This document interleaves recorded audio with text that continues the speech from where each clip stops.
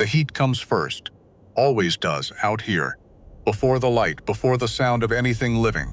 Then a sound carries from the east fence line, high, broken, the cry of an animal that has stopped believing anyone is coming. The man sets down his hammer. 8 years he has lived alone in this valley. 8 years of staying out of everyone's business. Now he follows the fence, climbs the swell of red earth, and stops. A bay mare, Easy, head girl. dropped low. I've got you. A She's rope suffering. pulled so tight against Hold her steady. neck that the skin Loosening beneath it it now. weeps. And There. below her, You're safe. bound to the fence post, black hair loose across, a face caked in dust, is someone who has stopped waiting for mercy.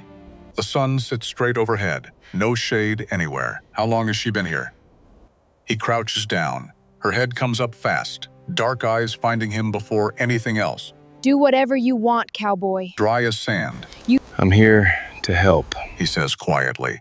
She doesn't believe him. He can see that plainly. The men who tied you, I know their names. Behind them, the mare stamps once against the red earth. And beyond the rise, 3 riders are turning back. The heat came first, always did out here. Before the light, before the sound of anything living. The heat crawled up out of the red earth before dawn even finished its business. And by the time August settled its full weight over Red Mesa Draw, the air itself felt like something you had to push through, like waiting, like drowning slow. Cade Merritt didn't mind it. He'd been in worse. He knew that the way a man knows things he'd rather forget, not as memory exactly, but as something carried in the body, in the shoulders, in the particular tightness behind the eyes, when the temperature climbs past the point of reason and keeps going anyway. He was at the forge by 5 that morning. Same as every morning. The anvil was cold when he started.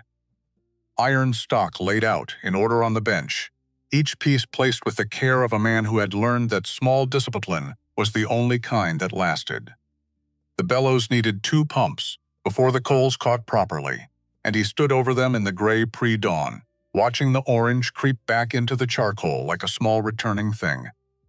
Patient, inevitable, that was the work. You waited for the heat. You didn't rush it. Outside, the land stretched wide and rust-colored under a sky that hadn't yet decided what color it wanted to be. Red Mesa Draw sat in a shallow valley between 2 rises of sandstone. The kind of formation that looked like something enormous had pressed its thumb down into the earth 1,000 years ago and simply left the mark there. Permanent, indifferent. Beautiful in the way that things are beautiful when they don't care whether you think so or not. Cade's place occupied the low ground at the valley's eastern end. A main cabin, square and weathered, boards bleached pale by years of sun. A barn that leaned slightly south but had been leaning that way since before Cade arrived, and showed no intention of finishing the job. A forge shed attached to the barn's north wall, where he did the work that paid what little needed paying. A water trough. A corral with a split-rail fence he'd repaired 3 times and would likely repair again before winter. Not much, enough. He'd come here in the spring of 1873 with a horse, a bedroll, and a church taper he never looked at anymore, because looking at it didn't change what it said. 8 years of hammering iron into useful shapes, of keeping to himself, of learning the particular silence that lived in a place like this. Not the silence of emptiness, the other kind. The kind that has weight and texture and, if you were quiet long enough yourself, a sound underneath it that wasn't quite sound.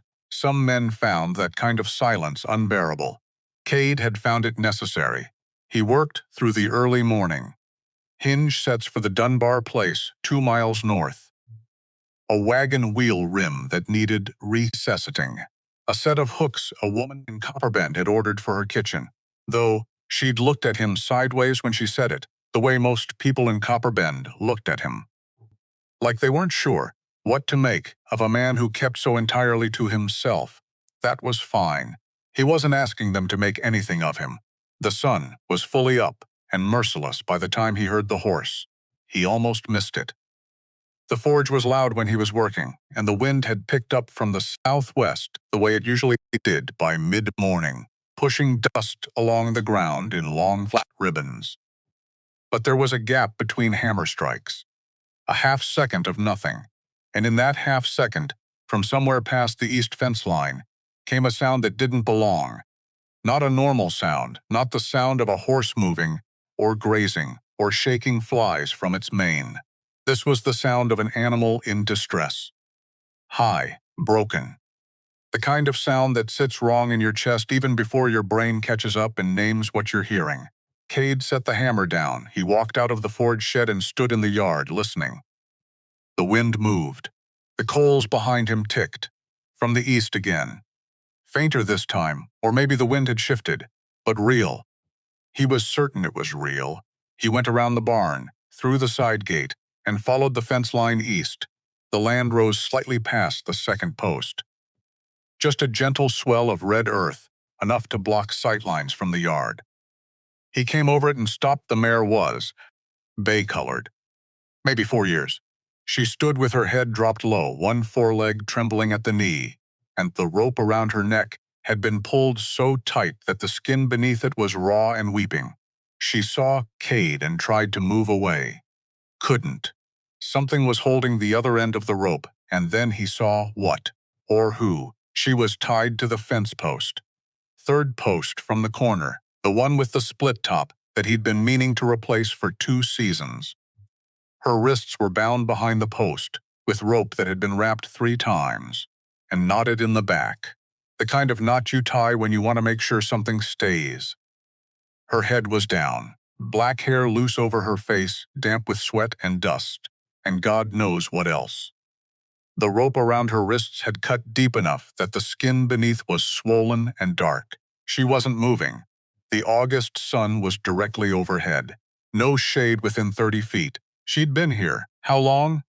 Hours, at minimum. Cade was already moving. He covered the ground between them fast but not running. Running spooked horses.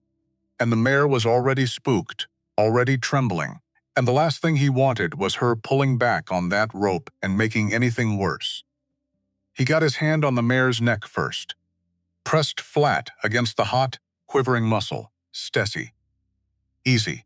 The horse blew air out hard through her nose and shifted but didn't bolt. Then he crouched. Down in front of the woman's. He couldn't see her face, not clearly. The hair covered most of it, and what he could see was dust-caked and still.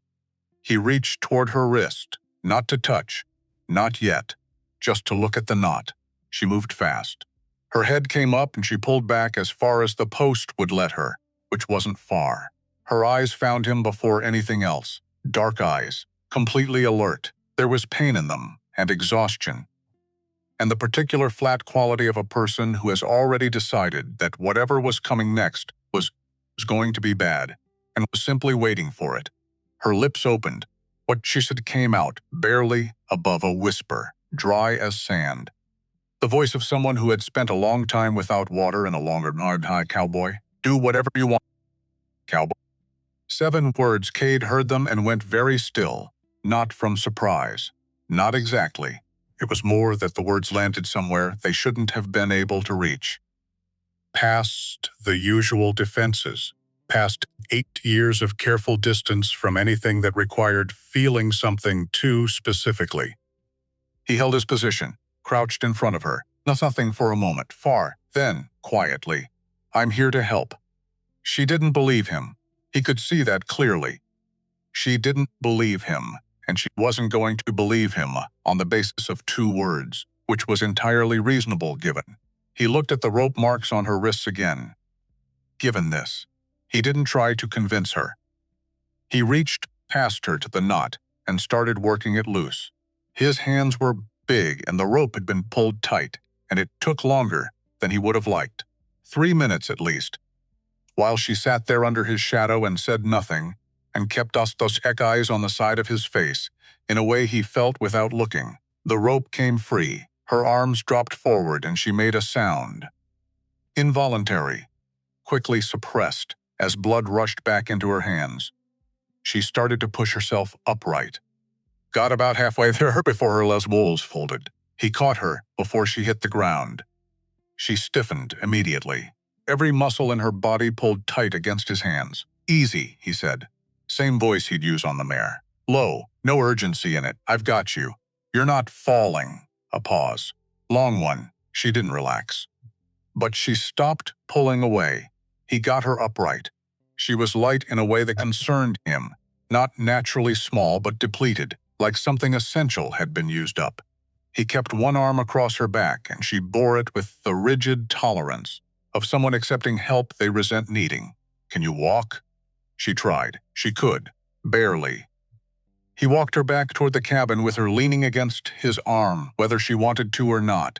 And behind them, the bay mare watched them go, with large, frightened eyes. Inside the cabin, it was cooler. Only by degree, but enough to matter. It was a simple space. A bed against the north wall, narrow, with a wool blanket he'd had for years.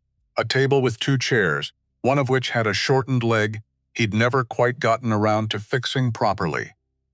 A shelf with cooking things. A window on the east wall that let in the morning light, and a window on the west wall that let in the evening. Hook us on the wall by the door for a coat and a hat. Nothing extra.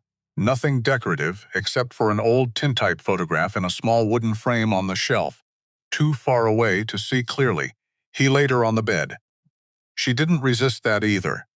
Whatever energy she'd used, staying conscious and guarded on the walk back had cost her, and now she lay with her eyes half closed, chest rising and falling too quickly. He got water first, the tin cup filled from the pitcher he kept on the counter. He brought it to the table beside the bed and set it down. Didn't hold it out to her. Didn't lean over her with it. Just put it where she could reach it and stepped back to the other side of the room. She watched him the whole way. Then her eyes moved to the cup. Then back to him. He leaned against the far wall, arms loose at his sides. Gave her space the way you gave a wild thing space. Not backing away, which could mean fear, but staying still, which meant something else. Meant, I am not a threat. Meant, you decide. And she decided. She reached out and took the cup. Drank. She drank the whole thing in long, slow pulls.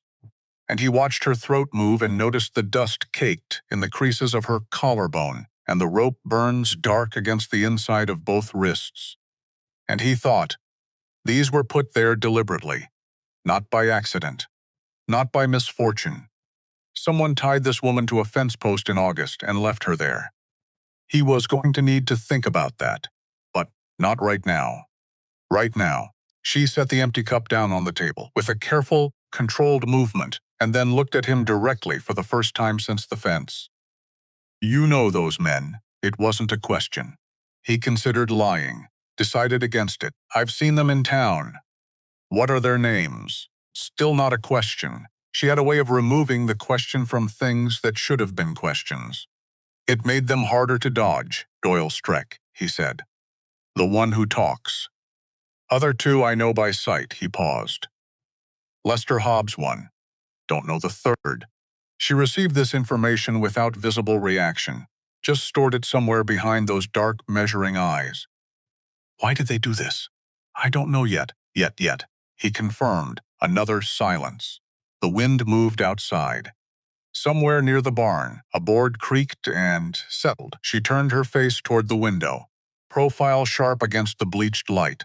She had high cheekbones, a jaw that looked like it had been set that way on purpose, lips that were cracked and dry, and still held a faint compression that said, I have not finished deciding about you. Good. She shouldn't have finished deciding. She'd known him for 20 minutes. Her name, she told him eventually.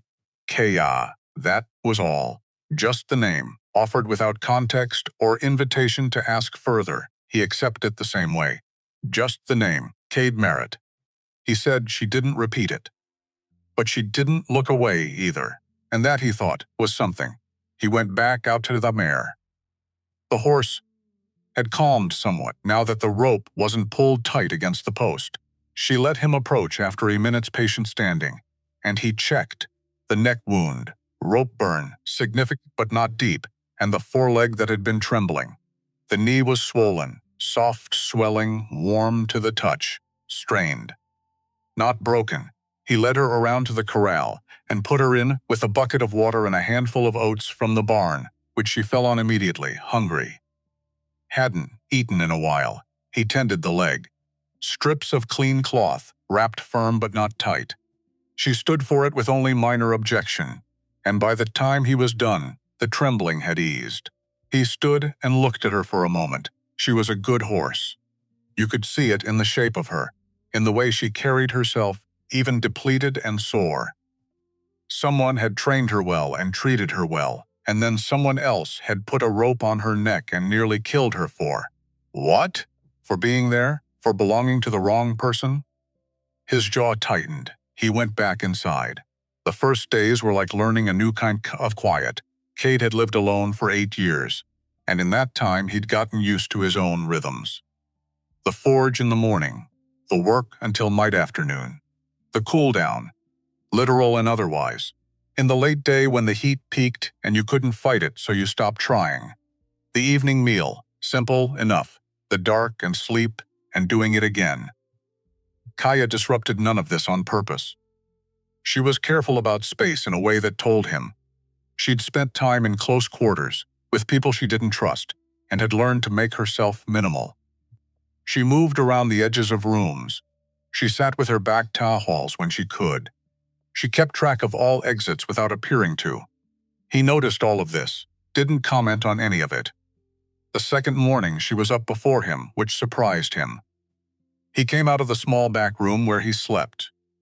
He'd given her the main bed and folded himself into the narrow back room that he normally used for storage and found her standing in the yard, looking east. Not at anything specific, just looking. She'd wrapped her wrists herself overnight. He could see the edges of the cloth at the cuffs of her sleeves. Tight, even bandaging. She knew what she was doing. He made coffee. Left a cup on the table by the window where the light was better. She came in when she was ready, sat down, drank it. Less bitter than I expected, she said. Add more water. Less beans. She looked at the cup. Most men don't know that. He didn't answer that one. On the third day, she went out to the corral and spent 2 hours with the mare. He watched through the forge shed door without watching, which is the only way you can watch a thing like that without breaking it. She didn't do much in the beginning, just stood near the horse. Let the horse come to her in its own time, which it did eventually. First the nose, then the full approach, then the head, pressed against Kaya's shoulder in the way horses do when they've decided about someone. She said something to the mare. He couldn't hear the words for words. Apache words, the rhythm of them different from English, fuller somehow. The horse's ears moved, tilting forward like small receivers, tuned to exactly that frequency. Later he said, she's putting weight on the left for now. She'll need another week. Kaya was washing her hands at the outside basin. The swelling's half what it was. Good eye. She remembers who hurt her, she said, not looking up. But she also knows who didn't. He thought about that one for a while. They settled into a shape. Not friendship. Not exactly. Something older than that. More practical. The shape of two people who have separately learned not to waste energy on pretense, and have now, by proximity and circumstance, arrived at a kind of working truce. She ground herbs in the mornings, using a stone from the yard and a flat piece of board. Made a salve for the mare's leg that smelled of sage, and something sharper he didn't know the name of. Left a small bowl of the same mixture on his workbench on the fourth morning without comment. He found it and looked at it for a long moment. His wrist. He hadn't mentioned his wrist. He put a small amount on the scar and went back to work. She repaired the torn saddlebag that had been hanging off a nail in the barn for 3 months. He'd been meaning to get to it. She got to it first, sitting cross-legged on the barn floor, with a needle and heavy thread, working the leather back together. With small, precise stitches that were better than anything he could have managed. He cooked when she wasn't up to standing long. Simple things. Salt pork. Beans. Whatever the garden behind the cabin offered. She cooked twice, and it was better than his, but she didn't say so. She didn't have to. And the evenings, this was the part that caught him off guard, not because anything happened in the evenings. Nothing dramatic. Nothing that would mean anything to an outside observer. just that they sat together at the table after dark, sometimes with the lamp lit, and sometimes without, and it was not silent in the way his evenings had always been silent before. It was something else. The same absence of words, but a different texture to it. Like the difference between being alone in a room and being alone in a room that happens to have someone else in it who is also, in their own way, choosing to be there. He couldn't decide if he minded. He suspected he didn't. On the sixth evening, she hummed something while she worked at the table. Low and steady, barely audible over the wind outside. He was at the far end of the room, mending a harness strap, and he heard it and went still without meaning to. Not because it was unusual, because it wasn't. Because it was the kind of sound a person makes when they've stopped monitoring themselves. When they've decided without deciding that a place is safe enough to make a small noise in. He kept working, didn't say anything about it. But he was aware of it the way you're aware of the moment when the temperature changes. Not dramatically, not all at once, just differently than it was before. On the seventh morning, she came to the forge shed door while he was working and stood there for a while before she said anything. Just watching. He'd noticed she did this, studied the way things were done before she spoke about them. Patient with learning in a way that had nothing to do with lack of confidence. The bellows, she said finally. What about them? You're working them harder than you need to. The coal is already at temperature. He paused. Looked at the coals. Looked at her. She was right. He lightened up on the bellows. She nodded once, satisfied, and left. He didn't say anything about that either, but the corner of his mouth moved slightly in a direction it hadn't moved in a while. On the fifth evening, a storm gathered far across the mesa. He could see it from the west window. A dark mass buildings over the sandstone ridges, the kind that dragged its shadow across the red earth before the rain came down.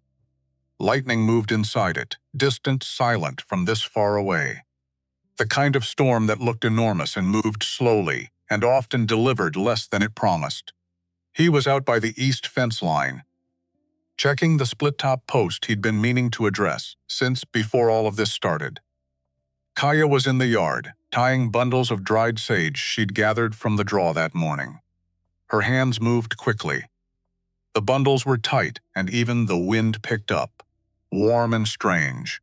It carried the smell of rain that hadn't arrived yet. She stopped what she was doing and looked at the sky. It won't reach us, she said. Probably not. A pause. The wind moved between them, carrying dust and the smell of something distant. Does it rain often here? Once a month, if you're lucky. Every 6 weeks, if you're not.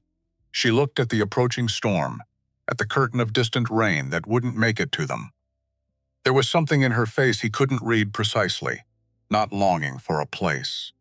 Longing for a thing, for the rain itself, for the sound of it, and the smell of it, and the particular way the land changed its smell afterward. The sage sharper, the red earth darker. As if the rain reminded the desert of what it had been before the long dry claimed it. He understood that kind of longing. He had his own version of it, not for rain specifically. For the specific quality of mornings he'd had once, before Fort Bascom and everything after, when he'd woken up as part of something, rather than apart from everything. He'd stopped naming that feeling years ago. Naming things you couldn't have was a habit that didn't help, but he noticed it sometimes. In the evenings now, specifically. Which was new. You said you fix things, she said. Not looking at him. That's the idea. What broke you? Still not looking. He set down the tool he'd been holding. Thought about it. Not the easy answer. The honest one, wrong orders, he said. Wouldn't follow them. They decided to make an example. Now she looked at him. What kind of orders? He held her gaze. The kind that end with people dead who shouldn't be. She was quiet for a moment. The wind pushed at the sage bundles in her hand.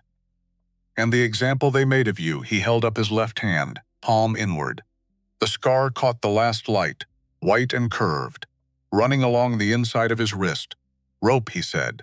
She looked at the scar, then at her own wrists, still wrapped in cloth, then back at him. Something shifted in her face, small but unmistakable, like a door opened not all the way but enough for air to come through. "How long ago?" she said. 1871. Fort Basque, 10 years. She went back to tying the sage. But the set of her shoulders was different, less deliberate. Like something that had been held in place was allowed just slightly to rest. The storm never reached them. But the air it sent ahead smelled like rain for an hour, and that was something. He found the discharge paper on the 6th day. He hadn't hidden it. There was nothing to hide. It was a documented fact, processed by the United States Army, and filed in whatever archive the Army kept for men it was done with. He'd carried it in the bottom of a pack for years before putting it so they'd lost soul forgetting it was there, or telling it was Throsso Mauld had forgotten. He came into the cabin at midday and found Kaya sitting at the table. The drawer was open. She wasn't looking in it. She was looking at the paper in her hands. Looking at it the way you look at something that's answered a question you'd been carrying, knowing you were carrying it. He stopped in the doorway. "Stop it." She looked up at him. "I wasn't searching," she said. "The drawer was stuck. I pushed it, and it came all the way open." He believed her. He walked to the table, pulled out the other chair, sat down. She set the paper between them, insubordination. Court-martialed, dishonorably discharged. Fort Bascom, New Mexico Territory, November 1871. "Tie-di-ju," she said. "Yes, because you refused." "Yes." She sat with this for a moment. He let her sit with it. Didn't fill the space. "Most men who get treated that way," she said, "become one of two things, broken or angry, I know. Which are you?" He looked at the paper on the table. Plain language, blunt. The Army had always been good at plain language when it came to the things it considered failures. "Some days one," he said. "Some days the other." He paused. "Most days I just try to be useful." Kaya looked at him for a long time. Longer than she usually looked at anything. "The rope marks on your wrist," she said. "How long before they faded?"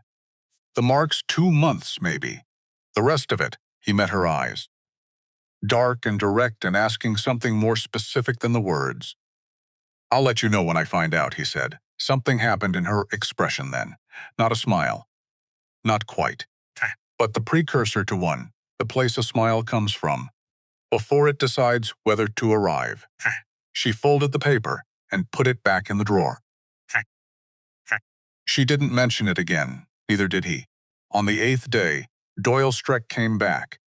Cade heard them before he saw them. 3 horses, moving at the deliberate pace of men who aren't in a hurry because they don't believe they need to be. He was at the forge.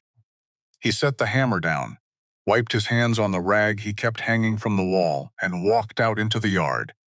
He didn't hurry. Hurrying would have told them something. He didn't want them to know. Kaya was at the corral. She'd heard them too. She turned from the mare and looked toward the ridge, where the dust was rising, and the way she went still. Not frozen, not afraid, just contained. Told him everything about what these men meant to her. 3 of them crested the low rise. Doyle Streck in front, big man, red-faced, the kind of face that stayed red even when there was nothing to be angry about. Sat his horse with the ease of someone accustomed to looking down at things. The second man, Lester Hobb, hung slightly behind, smaller. A jaw that moved like he was working on something he couldn't quite swallow. Nervous eyes that skittered around the yard without settling. The third man Cade still didn't have a name for, though he'd seen him in Copper Bend twice. Thick through the shoulders. Quiet in the unpleasant way of men, who save their noise for specific occasions and have plenty of it saved up. They stopped just outside the gate. Dust swirled around their horses' legs and settled. Doyle looked at Kaya first, then at Cade, then back at Kaya, with a look that made Cade want to put himself between them immediately. He did. Crossed the yard in 12 steps and planted himself at the gate. "Streck," he said. "Merritt." Doyle said the name like he'd been practicing, not making it sound like an insult, and hadn't quite gotten there yet. "Didn't know you two were acquainted. What do you want?" "Come to collect something that wandered off," His eyes moved over Cade's shoulder toward the corral. "Nothing wandered off," Cade said. "And nothing on this property belongs to you." Doyle leaned forward on his saddle horn.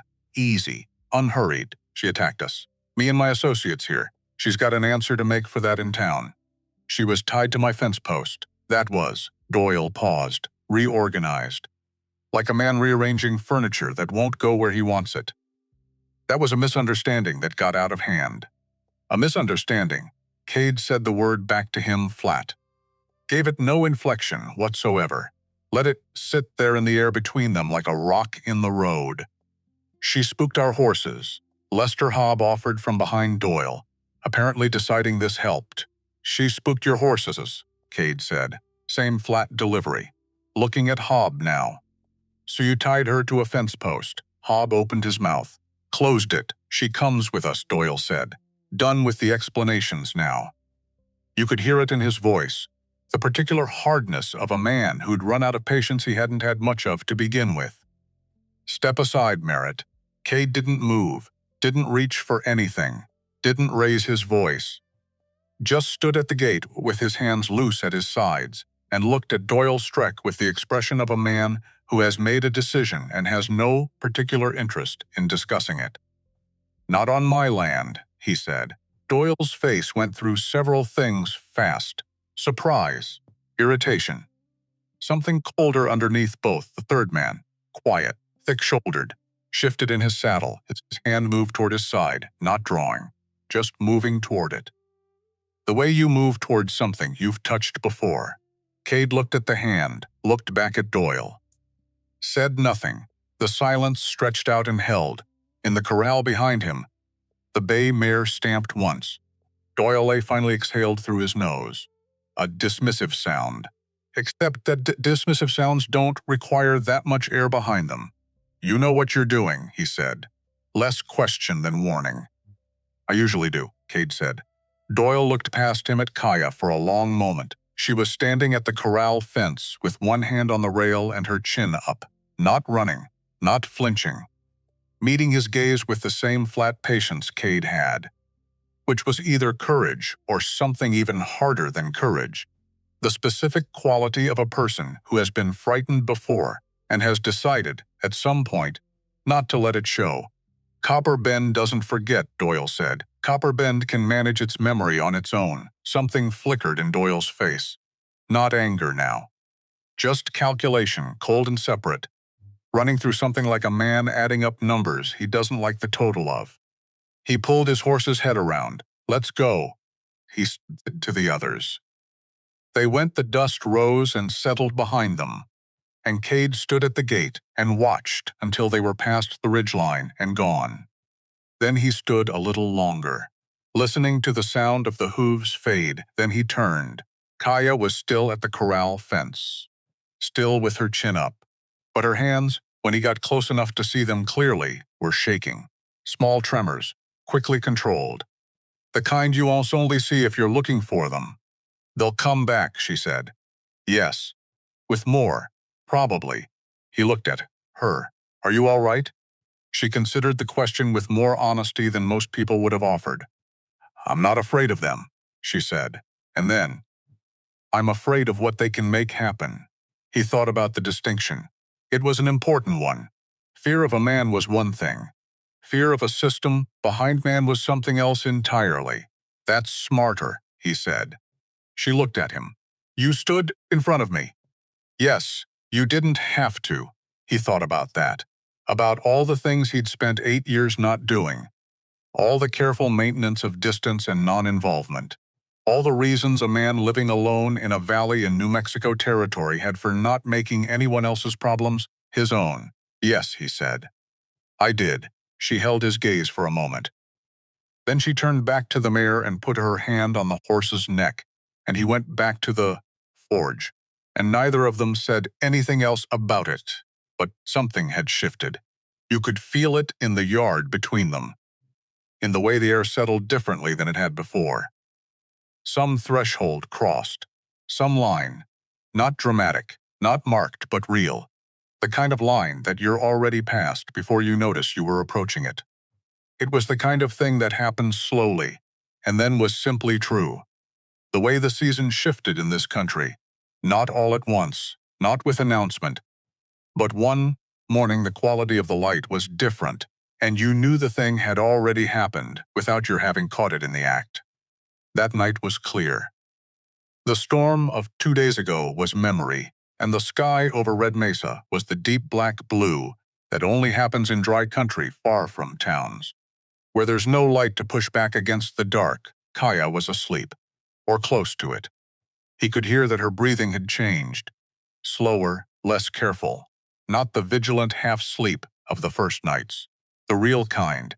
He sat at the table with the lamp turned low, not thinking about anything specific, just letting the day settle the way the dust settled when the wind stopped. Not gone, just resting. His wrist rested on the table. The scar caught the lamplight in a thin white line. Fort Bascom, November 1871. He'd been 28 years old, which was old enough to know better and young enough to think better. Knowing better was the same thing as being able to do something about it. The orders had come down on a cold morning. Written orders, signed by a colonel whose name he still knew, whose face he still saw occasionally when he wasn't sleeping well. He'd read the orders twice. Put them down, said no. What followed was not quick. Military justice moved with a particular kind of deliberateness, the way punishment moves when it's designed not just to hurt but to instruct. What it was trying to instruct him in, he had understood perfectly. What he had declined to learn, he had also understood perfectly. 3 months. A rope on his wrists in a room that was cold even in New Mexico's winter, and then the paper. Dishonorably discharged, which meant, you are done, and we have arranged it so that no one will believe your account of why. He'd spent a year after that, figuring out what to do with a man-shaped thing that had been chipped down to almost nothing. A year of bad decisions, of bad places, of being the kind of person he looked back on now, with the flat recognition of, that was when I didn't know yet. And then somehow Red Mesa, the forge, the silence that had weight. 8 years of building something back up from almost nothing, which was slow work and mostly invisible to anyone who hadn't been there for the almost nothing part. He turned his wrist over, looked at the scar. How long before they faded? The marks? 2 months. The rest of it? I'll let you know when I find out. From the bed, Kaya stirred, a small sound. Not distress, just the movement of sleep. He turned the lamp down to nearly nothing, and in the half-dark of the cabin, in the deep quiet of Red Mesa Draw, he sat with the particular company of a man who has been alone a long time and has just begun to suspect, against all reasonable expectation, that he might not always be. It wasn't a comfortable feeling. It wasn't an uncomfortable one either. It was new, which was something. He sat with it a while longer. Then he went to sleep. The fence line burned on a Tuesday. Cade smelled it before he saw it, that particular smell. Not wood smoke from a hearth, not the clean burn of forge coals, something uglier, something that didn't belong to accident. He was halfway through his morning coffee when it hit him. Set the cup down, walked to the door, looked west. The section of fence along the creek bed was going. 3 posts, maybe 4. The dried grass around the base catching and spreading low and fast the way desert grass does when someone has helped it along. Someone had. He grabbed the water bucket and ran. It took an hour to get it fully out. His hands were black. His shirt was ruined. He crouched in the ash and looked at what was left of the posts and thought about the note he'd found earlier. Tucked in the crack of the old fence post he'd replaced, pushed deep under the bark. 3 lines in a careful, unhurried hand. The land runs past the survey line. You know what we need. Make this easy. Someone was explaining what the alternative looked like. Kaya appeared at the edge of the burned section. She'd been at the corral when it started and had moved the mare to the far side without him asking. She looked at the posts, looked at him, said nothing. Which was more useful than most people said. He stood, brushed ash from his knees, 3rd post from the creek. You see where it started? She walked to the spot, crouched down, studied the ground with the careful attention she brought to everything, tracking, reading, refusing to miss what was actually there. Oilskin strip, she said, pushed into the base. Something to hold the flame long enough for the grass to catch. Slow, deliberate, arranged, which they both already knew, but which was different when you could see the proof of it in your hands and the ash of it in the air. Cade straightened, looked west toward the ridge, beyond which lay the 2 miles of scrub and red earth between Hillspa and Copper Bend. That's one, he said. She looked up at him. One what? One message. He turned back toward the cabin. They'll send another. The second message arrived 2 days later. He found it in the morning. The water trough. Someone had gotten in overnight. No sign of how, no sound that the horses had made that he'd caught, and put something in the water. He didn't know what exactly. The water was cloudy in a way that wasn't sediment and smelled faintly of something mineral and wrong. He drained the trough by hand, bucket by bucket, refilled it from the well, stood back and looked at it. An operation then. Not Doyle Streck improvising in the dark. This was coordinated. This required knowing the property, knowing where the trough was, knowing which approach the horses wouldn't react to, which meant someone had watched the place. More than once, this required resources and patience, and a reason that was bigger than one man's wounded pride. He was still standing at the trough turning that over when Sheriff Aldous Cray rode in. Cray came alone, which told Cade something. A man with official business doesn't come alone. A man with something to say that he doesn't want witnessed does. He was 50 years old, spare through the shoulders. A face like old leather left in the sun, not unkind, but marked by a long acquaintance with things he wished had gone differently. He wore his star, and he wore his hat, and he wore the expression of a man who has been practicing an unpleasant conversation in his head all the way here, and still doesn't feel ready for it. He dismounted at the gate. Cade waited, Merritt, Cray said. Cray. Cade nodded toward the trough. You know anything about that? Cray looked at the drained trough. His jaw moved slightly. No, you know who does. A pause. Longer than a pause should need to be. That's what I'm here about, Cray said. They sat on the porch steps because there was nowhere comfortable to have the conversation, and a porch step is at least honest about that. Kaya stayed inside. Cade had seen her move away from the window, not hiding, just giving him the space he needed to hear what was coming without her in the middle of it. She was listening. She knew how to do that without being seen. Webb Price said. Cade let the name sit in the air. You know him, Cray said. I know of him. Then you know he's been buying land out here for 2 years. Quietly. Cray turned his hat in his hands. Slow rotation. The habit of a man who needs to do something with himself when he talks. Most of the parcels between here and the southern ridge. Bought the Dunbar note when the Dunbars fell behind on payments. Bought the Heller tract outright. 3 others. Small ones. Cade watched him. He needs the valley, Cray said. The whole valley. There's a freight company out of Kansas City. I don't know the details, and I'm not sure I want to. But there's a route. And the route runs through Red Mesa Draw. He stopped rotating the hat. Your land is the last piece. So, that was it. Not spite. Not a wounded man's anger. This was arithmetic. The patient geometry of acquisition, buying everything around a thing until the thing itself had nowhere left to turn. Cade had seen it before, from a distance, had read about it, had understood it as the kind of thing that happened to other people in other places, had never expected to be standing in it. But here was the thing about being in it that he hadn't understood from the outside. It looked like ordinary life until it didn't. The fence fire had looked like vandalism. The water had looked like a prank.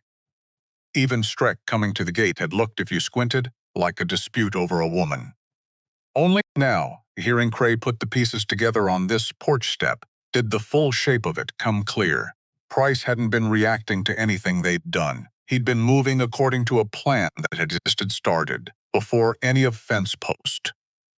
Before Kaya had come through the valley. He'd been patient and systematic, and Cade's entire homestead had been an item on a list set for 2 years. Doyle Streck, Cade said. Works for Price directly, has for 2 years. Cray looked up, the other two as well. All three on Price's payroll. He paused. The trouble with the Apache woman, that wasn't personal merit. She was carrying something Price wanted stopped. Something that complicates his claim on this land considerably. Cade was quiet for a moment. Inside the cabin, no sound. Kaya not moving. You're telling me this without me asking, he said. Why? Cray looked at the horizon. Long look. The look of a man accounting for himself before he says what he's about to say. Because I've been a sheriff for 22 years, he said. And I have not been a good one for the last 3. And some mornings that sits well enough. And some mornings it doesn't sit at all. He stood up, put his hat on. What I'm also here to tell you, he said, is that the town council is making noise. Price has council members. Most of them. Probably. And there's going to be pressure on me to bring the woman in. He looked at Cade directly. For questioning, she's not going anywhere, Cade said. I know that. Cray settled the hat's brim. I'm telling you so. You're not surprised when I come back. Going to tell me you won't have a choice? Cray looked at him. Something moved behind his eyes, not quite regret. Something earlier than regret. I'm going to tell you that everyone has a choice. And that some people make the wrong one long enough that they forget they had one. He went to his horse. I'm not ready to forget yet, he rode out. Cade stayed on the porch steps for a while, listening to the wind move through the scrub. The mare in the corral, easy and unhurried now. The tick of the cooling forge metal in the shed. Then the cabin door opened behind him. Kaya. She came and sat on the step beside him, not saying anything, not needing to. She'd heard all of it. They sat together in the morning light. After a long time, she said, Price, yes, he knows about the document. He knew about it before Streck found you. Cade turned to look at her. You understand what that means? She met his eyes. Someone told him I had it, or someone told him you'd been looking for it. And he worked the rest out. He paused. Either way, you were the target before any of this started. She absorbed this without visible reaction, which told him she'd already suspected it. Had known since the fence post, maybe. But knowing a thing and hearing someone say it out loud are different weights. Different kinds of landing. Then the fence fire, she said. The water. Messages. Telling us what it cost to keep going. He looked west toward the ridge. The next one will be bigger. Kaya looked at her hands. The rope marks had faded to pale ridges now, smooth and permanent. She turned her wrists over and looked at the inside of them. I brought this to you, she said. You didn't choose to be tied to my fence post. I chose to come through this valley. Her voice was steady. Too steady, the way steadiness costs something. I knew the document made me a target. I chose to keep it anyway. Why? She looked up. Because someone needed to. He held her gaze. The light was full and clear, and it caught her face without mercy or softness. And what it showed was the same thing the dark eyes had shown him on the day he found her. Not desperation, not helplessness. Clarity.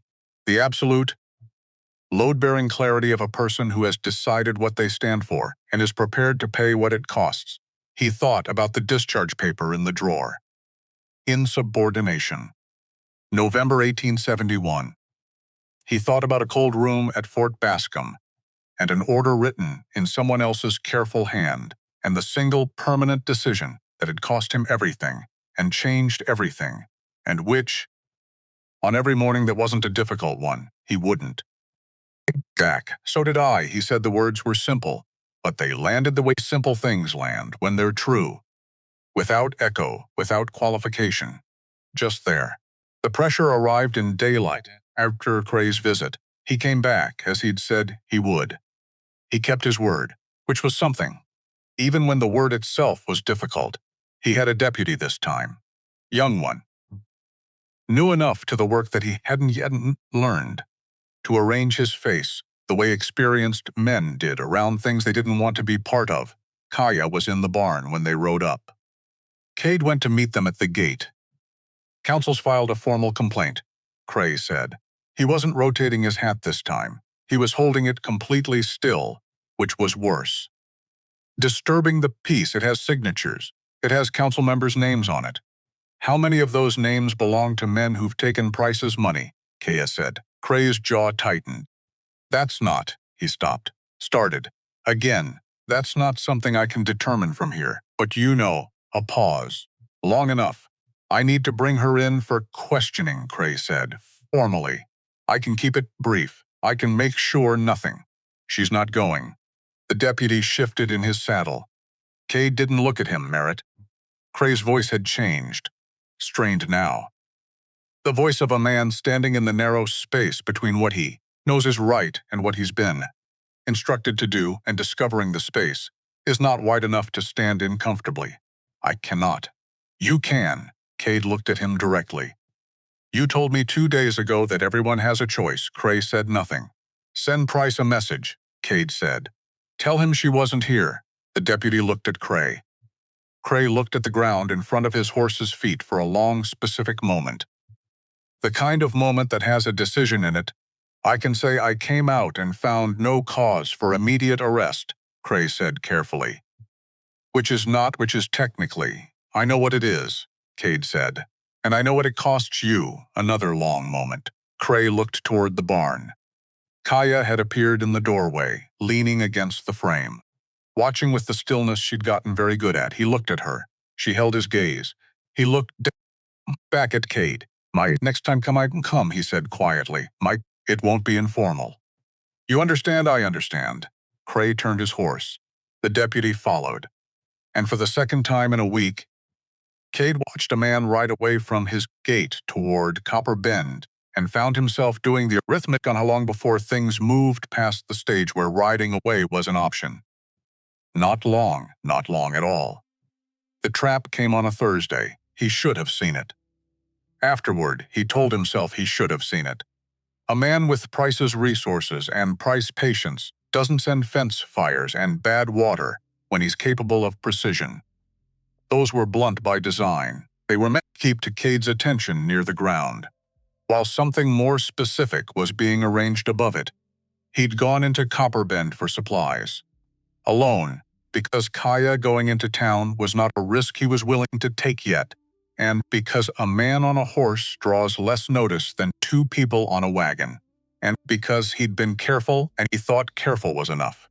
It wasn't. He was coming out of the dry goods store with a sack of flour and a paper-wrapped parcel of salt pork when 2 men he didn't know materialized from either side of the doorway. Not from inside. From the sides of the building, where they'd been waiting. Not Streck. Not Hobb. Different men. Price's people, but not the familiar ones. They said he'd swung first. He hadn't touched anyone, but they had witnesses, 2 of them. Already positioned, in the street, ready.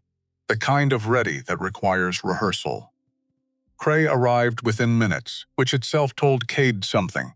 You didn't arrive that fast unless you were already nearby, already knowing what was going to happen. But there was a look on Cray's face that Cade hadn't seen before. Not the conflicted apology of the man on the porch steps. Something harder. Something that had moved past apology into the place where apology isn't useful anymore and you're just trying to hold whatever you have left together.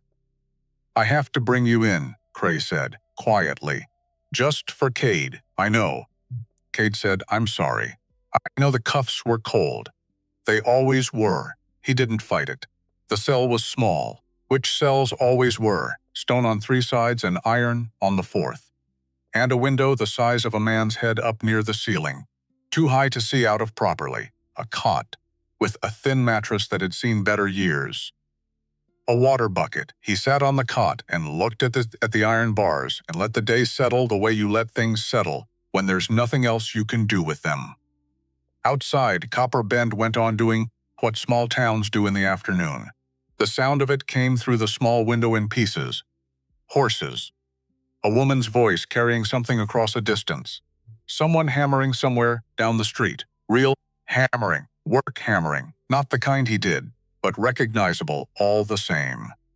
And Cade sat in the quiet inside all of that and did what he'd been avoiding doing for several days.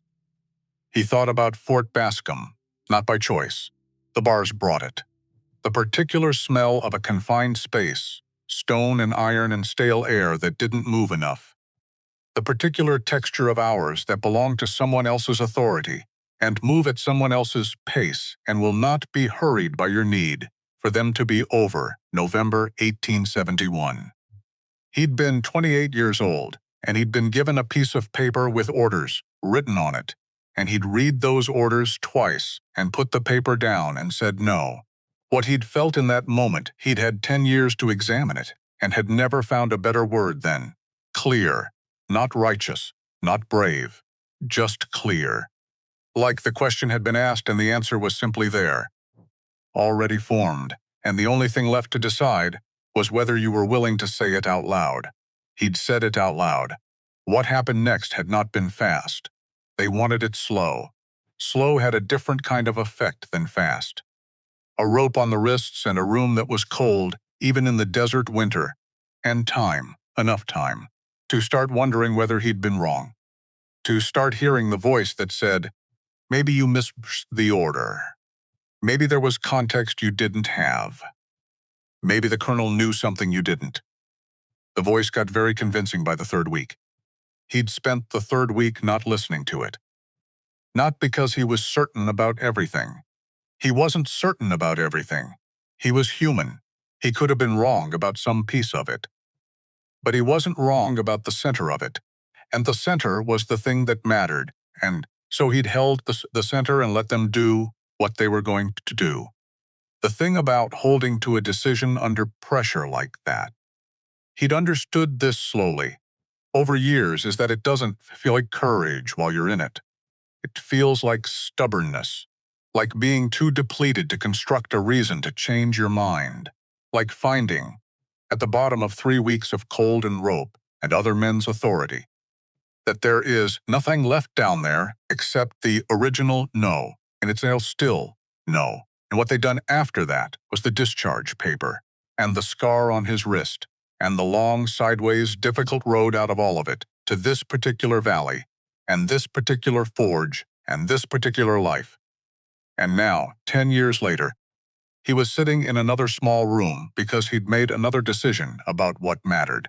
And the thing was, the thing he has it with, in the quiet of the cell, he didn't regret this one either.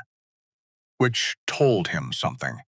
He thought, some things you do once, and the doing of them closes a question you didn't know was still open, he thought. If they're here with him, they're not at the property. He thought, Kaya, not panic. Panic didn't help, and he'd learned that the hard way. But the specific clear knowledge that whatever Price had arranged here, he'd arranged it for a reason, and the reason was to create a vacancy at Red Mesa, draw, and fill it with people who would complete the rest of the work he'd started at the fence post. Cade stood up, walked to the bars. Cray, he said. From the front office, the sound of a chair. Footsteps. Cray appeared in the doorway between the office and the cells. He looked tired in a way that sleep wouldn't fix. Someone needs to go to my property, Cade said. Cray looked at him for a long moment. I can't. I'm not asking you to do anything official. Cade held the bars, kept his voice level, kept everything level. I'm asking you to get on your horse and ride 2 miles and make sure nothing is happening. That shouldn't be. Cray studied him. She's alone out there, Cade said. You know why I'm in here. You know what it's for. Cray's jaw moved. He looked at the floor, at the small window. At Cade, I'll lose my star over this, he said, not bitterly. Just the arithmetic of it, stated plainly. Maybe, Cade said. Or maybe you'll still have it when it means something again. A long silence. The longest one yet. Cray took his hat from the hook by the office door. I'll ride by, he said. Can't say more than that. He went out. Cade went back to the cot, sat down, and waited. What he didn't know, what he'd learned only afterward, in pieces, the way you learn things that happened while you were somewhere else, was what Kaya did. She knew he'd been taken.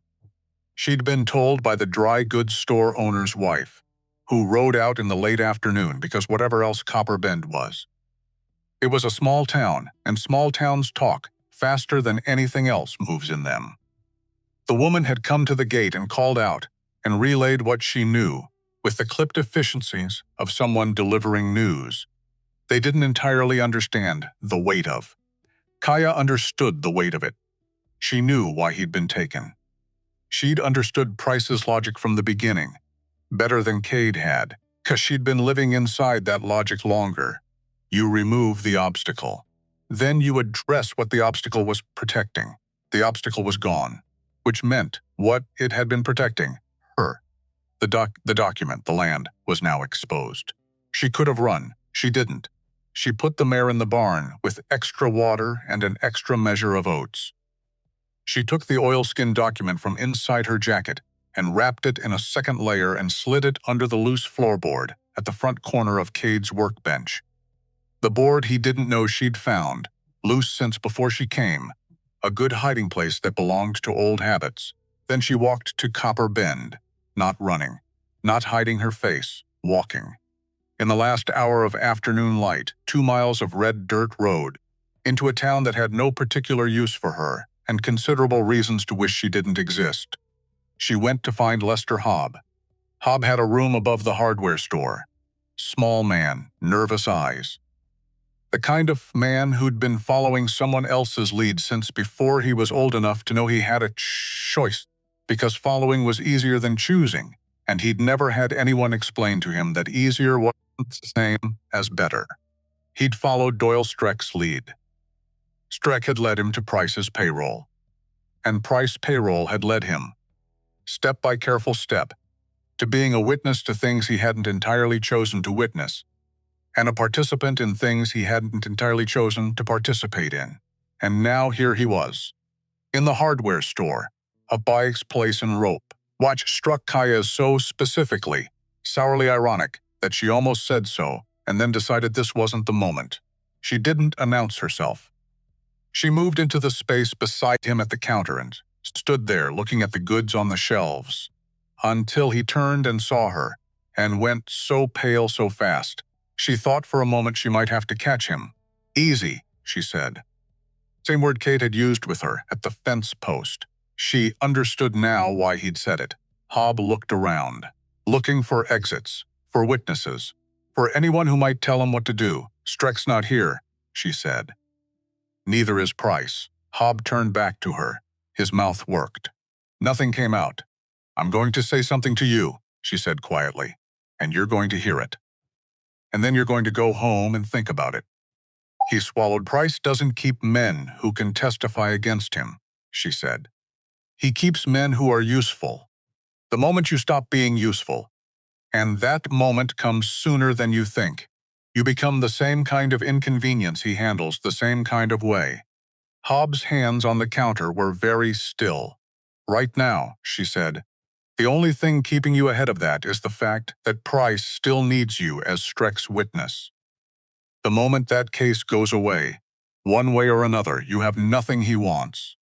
And men with nothing he wants don't stay convenient." She let that sit. Let it do its work without helping it.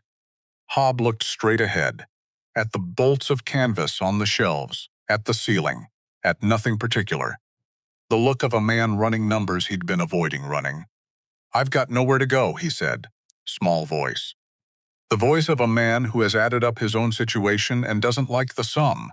"No," she said, "you've got one place to go. And it's the only place that ends with you keeping your name." She meant it. His own name. Attached to his own choices. Something he could look at in the morning, without having to look away first. She left him, the hardware store door closed behind her. The street of Copper Bend was ordinary around her. Ordinary in the specific way of a place that has spent 2 years being arranged to look ordinary, while something else was happening underneath it. Men going about their business. A dog in the shade of the post office. 2 women talking on the far side of the street without noticing her. She walked 2 miles of red dirt road back toward the property, the sun at her back now throwing her shadow long ahead of her on the road, the same road. Going back, she thought about what she'd said to Hobb.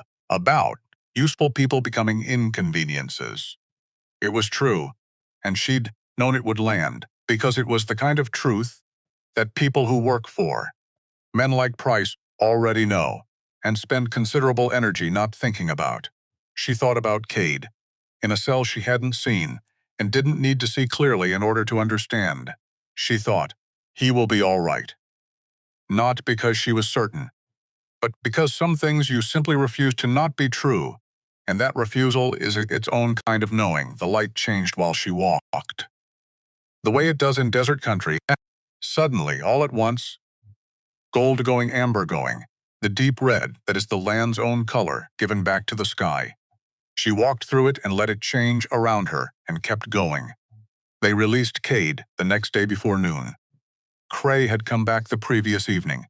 He'd gone to the property as he'd said he would, rode by, and found it undisturbed. He hadn't said what else he might have seen or not seen in Copper Bend on his way back, but his expression when he returned was a shade different from when he'd left, like a man who had picked something up on the way and hadn't yet decided where to put it down. The charge, without the witnesses, and the witnesses had apparently become unavailable overnight, didn't hold. Cray handled this with the expression of a man who has accepted something and is still working out what to do about the accepting. Cade walked out of the cell and into the morning and stood in the Copper Bend street and felt the sun on his face and thought, all right, all right. His wrists were not sore. There had been no rope this time, just iron, which was almost funny. Almost. He got his horse from the livery and rode back to Red Mesa. Kaya was at the gate when he came up the draw. Not like he'd been waiting there specifically, more like she'd been checking the fence post, the east one, the new one, and had seen him coming, and simply stopped what she was doing and stood. He reined. He reined in, looked at her. She looked at him. He could see it in her face, the thing she'd been carrying through whatever the last day had cost her. Not fear, not relief exactly. Something steadier than either. The quality of a person who has been through something difficult and is standing on the other side of it and is noticing almost us against their own expectation that they are. Hob, he said. She met his eyes. He'll come. Not a question. How, he said. I gave him a reason. She paused. Then I gave him a way to see it. He dismounted, stood in front of her, close enough to see the dust on her collar from the road, from 2 miles of walking into a town that had no use for her. And back, you walked to Copper Bend. He said, yes. Alone, yes. He looked at her for a moment, long enough to be taking a full accounting of something, adjusting his understanding to include what he was seeing. You didn't have to do that, Yes, her voice was even, certain the way the mesa was certain. I did. He heard his own words in hers. Said at this same gate not long ago, about a different thing. Yes. I did. The echo of it sat between them. Two people who kept arriving at the same conclusions by different routes, at different costs, in different kinds of dark. He opened the gate. She went through. He followed. And behind them, the gate swung shut in the mid-morning wind, and Red Mesa Draw lay wide and red, and unimpressed by any of it, the way old land is unimpressed by the small, fierce things that happen on it. That evening he came in from the forge, and found her sitting at the table, with the oilskin document in front of her. Open. She'd spread it flat under the lamp, and was reading it, in the close, careful way you read something you've read many times before, but need to read again. Making sure it's still what you remember it being. He sat across from her. She didn't look up immediately. He didn't interrupt. The document was handwritten, 2 pages of dense, formal government language, the kind of language that meant everything in practice and nothing, till you had someone in the right room willing to say so out loud. Hereby affirmed in accordance with the binding agreement of 1872, the land rights therein established shall not be abrogated or transferred without the written consent of both parties to the original compact. He read it upside down across the table. He was a reasonably good reader of upside-down text, a skill he'd picked up in the army, from years of reading maps across tables at officers who didn't always want them seen, and had never found a use for, else until now. It's legitimate, he said. Yes, Price knows it's legitimate. That's why he needed it gone. She looked up. It doesn't just complicate his claim on the valley. It invalidates the transfer of half the parcels he's already purchased. If this document holds, and I believe it holds, everything he's built here for 2 years falls apart. Cade sat with that. The arithmetic of it was clean. Price hadn't been building on solid ground. He'd been building on ground that looked solid, because no one had looked carefully at what was underneath it. And Kaya had looked carefully, and now they had what she'd found. A document needs to be heard, he said, by someone official. Someone who can't be bought, she nodded. Territorial office, he said, not Copperbend, not anyone here. Harlan Doss, she said, land commissioner. Assigned to the territory last spring from Washington. Price hasn't had enough time to. You know him, I know of him. Same way you knew of Price. She folded the document back along its creases. Doss is young, he's careful. And he keeps records that go back to the original survey filings, which means he can compare them against what Price is claiming. Cade sat back. Outside, the wind moved. The lamp on the table held steady. We need Hobb to testify, he said. Yes, and Cray. She was quiet for a moment. I don't know. About Cray I do, Cade said. She looked at him, measuring. He came to me before any of this started, Cade said, when he didn't have to. He came and he told me about Price, when he could have just sent the formal notice and let the process run without his conscience being involved. He looked at the lamp. A man who does that, he's not someone who's forgotten which side he's on. He's someone who got lost getting back to it. She was quiet for a long moment. You believe people come back, she said. Not an accusation. Something closer to genuine inquiry. Like she was asking about something she couldn't quite see clearly from where she was standing. Some of them, he said. The ones who got lost by slow degrees. Not the ones who chose. How do you tell? How do you tell the difference? He thought about Cray on the porch steps, turning his hat. I have not been a good sheriff for the last 3 years. Some mornings that sits well enough. They remember what they regret, he said. She looked at him for a long time. You've thought about this before, she said. Who comes back and who doesn't? I had a lot of time to think. After Fort Bascom, what did you decide? He looked at his wrist. At the scar. That most people are not what the worst thing they did makes them look like, he said. And that some people are exactly what the worst thing makes them look like. He paused. The hard part is telling them apart before you need to. She looked at her own wrists. The pale ridges there. Smooth now, permanent and Hobb, she said. Hobb went the wrong way by small steps, Cade said. Each one didn't seem like much on its own. That's how it works. You tell yourself this one doesn't really count, and then the next one, and before long you're somewhere you wouldn't have chosen to go if you'd seen it clearly from the beginning. But he flinches. Every time something went wrong, he was the one who looked away. That matters. Flinching isn't the same as stopping. No. But it's what comes before stopping for people who can still stop, he paused. Not everyone can still stop. But Hobb can. He just hasn't had a reason to believe it mattered. She was quiet. And Cray. She said finally, Cray. He confirmed. She nodded small, firm. A decision arrived at, not argued into.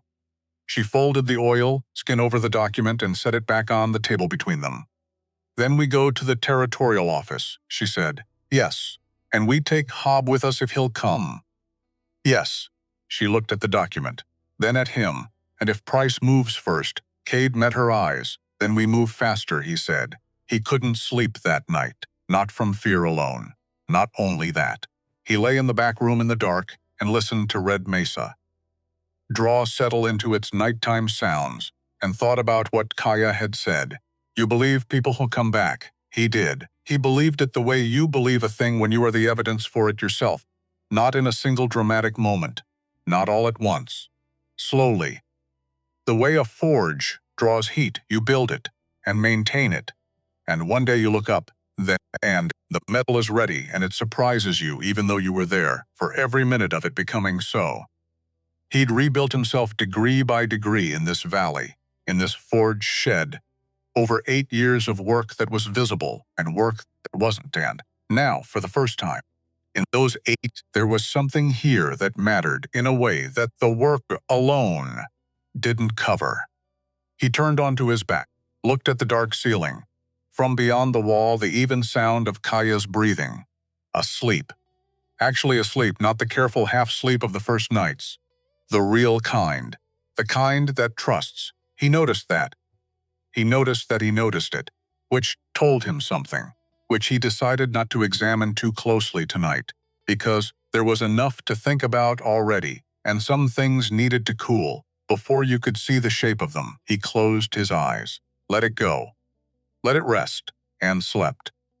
Webb Price arrived on a Wednesday, which was the kind of detail that stuck, not a Monday, when men with serious intentions tend to move, not a Friday, when men who want witnesses choose to act. A Wednesday, midweek, unremarkable. The day you pick when you want the world to think this is routine. When you want the world to think you're not uchtima enough to rush. Cade saw him from the forge shed, a single rider. Good horse, black, well-fed. The kind of animal that costs more than most men in Copper Bend earned in a full year. The rider sat it like someone accustomed to things that cost that much. Straight-backed, unhurried. Dressed in a dark coat that had no business being that clean this far from Santa Fe, and was somehow perfectly clean anyway. Cade set down the hammer, walked out into the yard. Price dismounted at the gate with the easy movement of a man who has never once in his adult life considered that a gate might not open for him. He tied his horse to the post, Cade's post, the new one he'd put in after replacing the split top, and came through without being invited. 55 years old, give or take. Silver at the temples in the deliberate way silver goes when a man has kept himself well. A face that had learned long ago to arrange itself into something that looked like pleasantness without actually being it. The eyes were the tell. Pale. Careful. The eyes of a man who had been calculating since before the conversation started and would be calculating long after it ended. He looked at the forge shed, the cabin, the corral, the yard, not with curiosity.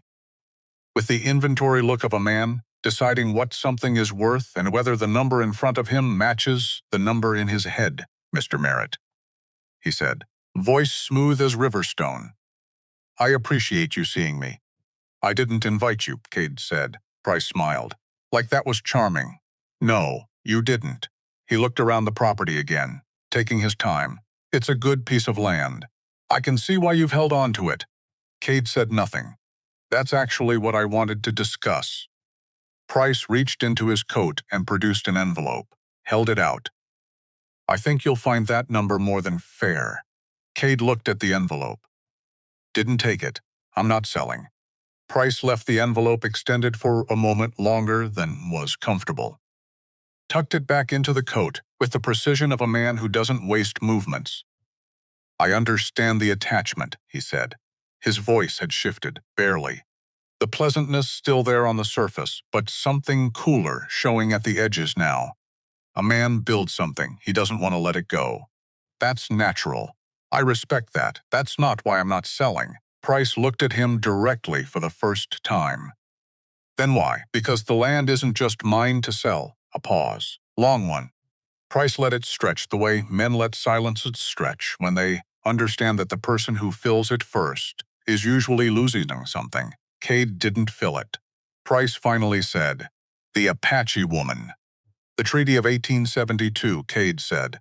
Something moved in Price's pale eyes, fast. Gone before it was fully there. But Cade caught it. The small, involuntary flicker of a man who has just recalculated and doesn't like what the new number says. "That document," Price said, "is not what she thinks it is. I've read it." "You've read a copy of something that—" "I've read it," Cade said it again. Same tone. Same words, flat and final as a door closing. Price looked at him, then he smiled again. Different smile this time. The pleasantness was gone entirely. What replaced it wasn't anger.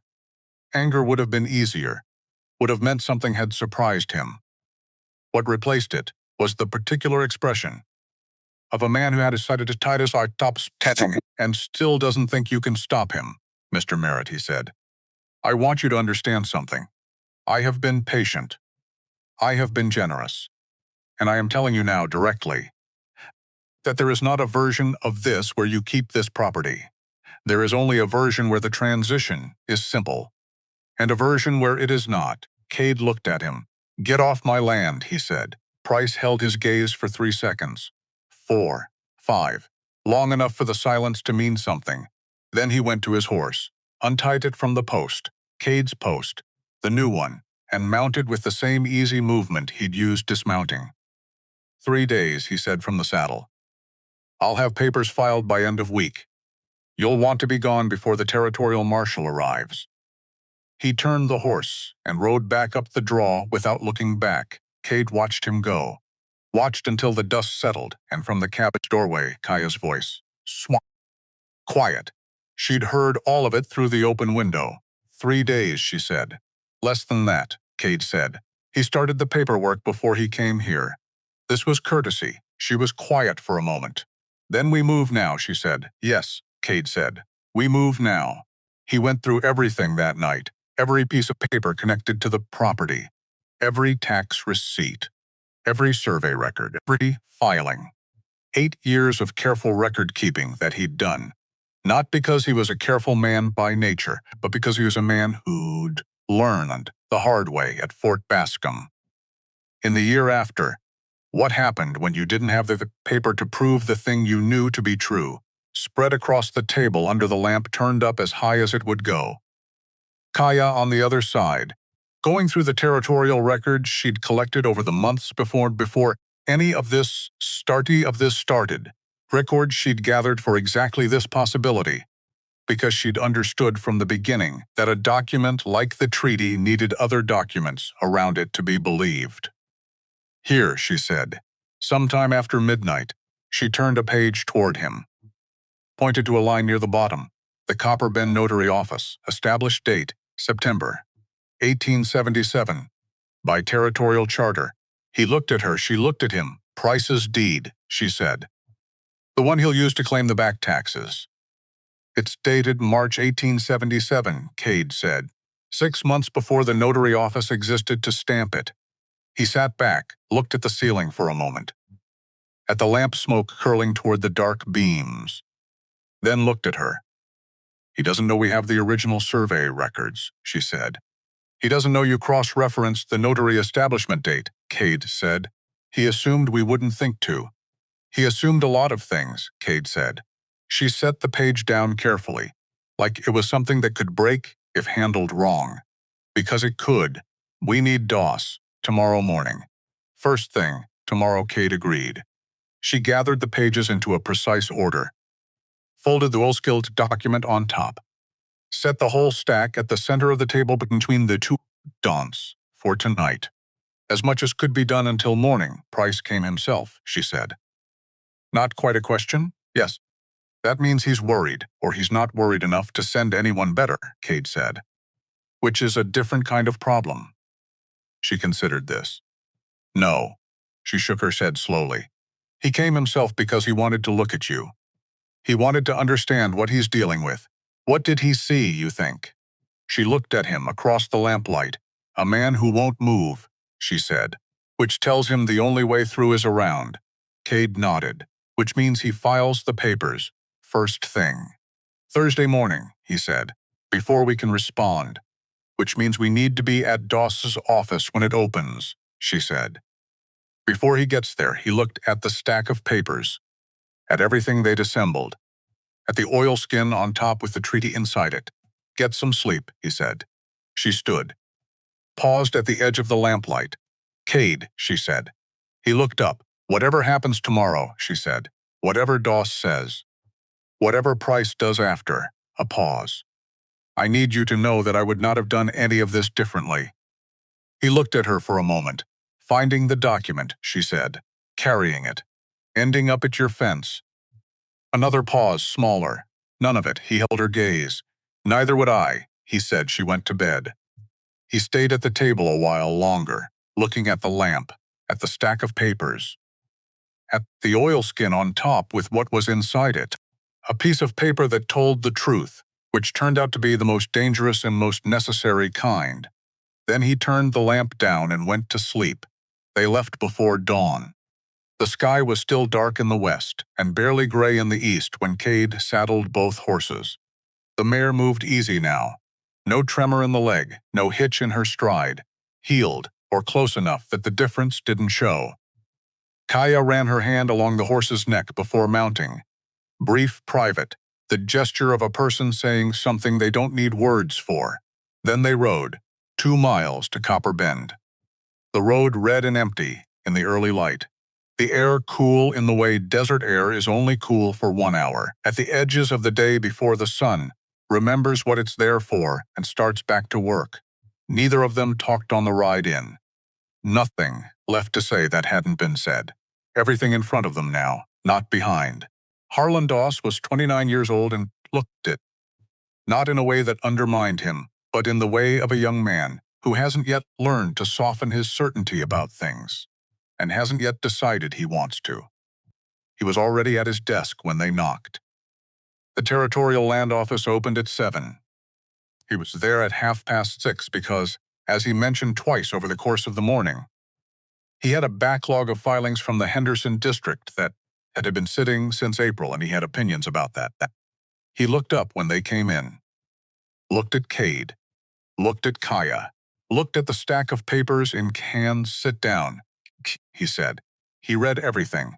He read slowly, with his elbows on the desks and his fingers steepled against mouth and his eyes moving over each page with the carefully for the store who is not reading, but for the architectures, underneath the story, the dates, the seals, the chains of authority, the places where things were supposed to connect and did or didn't. Cade watched.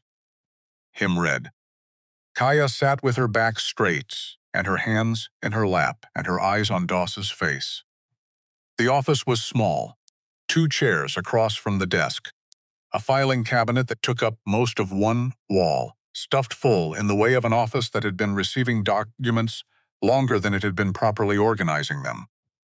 A window that looked out on the main street of Copper Bend, where the town was just beginning its morning. A horse tied outside the saloon, a woman crossing with a basket. The general unhurried logic of a day starting the way days start. When they don't yet know what they're going to become, Doss turned to the 3rd page of the treaty. To document, ride it. Turned back, ride something again. Set it down, picked up Cade's survey records. Ride those, set them beside the treaty, looked between them for a long moment. The notary date, he said. Not to either of them specifically, just to the room, just to the problem. March 14th, 1877, Kaya said. Doss opened the filing cabinet without standing up, just rolled his chair sideways with one foot and pulled the drawer. His fingers walked through folders without looking, the way you navigate something you know by feel. Stopped. Pulled one out. He set it on the desk. Opened it. Ride. Looked up. Copper Bend Notary Office established by territorial charter, he said. His voice had a particular quality now. The flatness of a person who has just confirmed something they'd been hoping, slightly, wouldn't be confirmed. September 3rd, 1877. Cade said nothing. Doss sat back in his chair, looked at the ceiling for a moment. The look of a young man doing arithmetic that leads somewhere. He hadn't planned to go this particular Tuesday morning. If Webb Price files a deed today, he said, stamped by a notary office that didn't exist when the deed is dated. The deed is fraudulent, Kaya said. The deed is fraudulent. Doss confirmed, quiet, careful. And anything built on the claim it supports is. He stopped. 6 parcels, Cade said. 6. Doss looked at him. He's been buying land for 2 years on a false foundation, Cade said. And the treaty document invalidates the original claim he used to establish his right to purchase in the first place. Doss was quiet for a long time. Outside the window, Copper Bend was waking up in earnest now. More horses, voices. The regular sounds of a town that had been running on Webb Price's money for 2 years without asking, or choosing not to ask, where exactly it was coming from and what exactly it was buying. I'll need to request the original charter filings from Santa Fe, Doss said. That takes time. How much time, Cade said. 2 weeks. Maybe 3. Price files today, Cade said. He's already started the process. Doss looked at him steadily. I know. He picked up the notary date document. But a fraudulent deed, once identified, doesn't expire. It can be challenged regardless of when it's filed. He set the document down. What I can do today, right now, this morning, is issue a hold on any transfer proceedings related to the Red Mesa parcels. Pending review. He paused. It won't stop him filing, but it stops anything being executed on the basis of what he files. Nothing moves until the review is complete. Can you do that? Kaya said. It's within my authority as Territorial Land Commissioner. Yes. Another pause. It will make me unpopular with certain people. Certain people who take Price's money, Cade said. Doss looked at him steadily. Yes, but not you. A beat, not me, Doss said. He pulled a form from his desk drawer. Unkept his pen. Started writing. They were back on the street before 9 in the morning. The hold order was filed. Doss had given them a copy, which Cade folded and put inside his jacket next to the oilskin. Outside, Copper Bend moved around them.